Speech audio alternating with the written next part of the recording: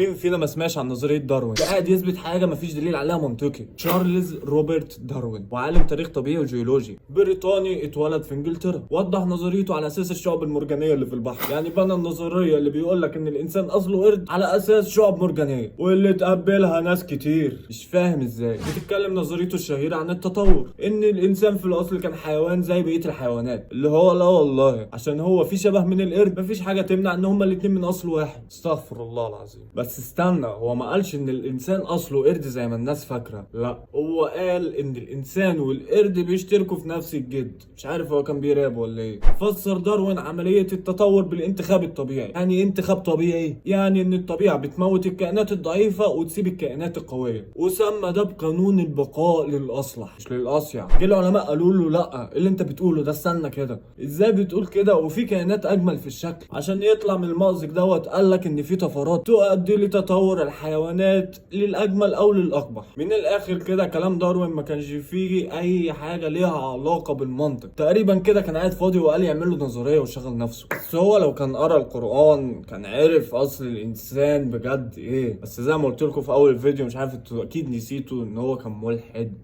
يجي هنا دورك عزيزي المشاهد. لو انت كنت من العلماء اللي اتريقوا عليه فوق كيرهم، انا لسه قايلهم من شويه، كنت تحب تقول له ايه؟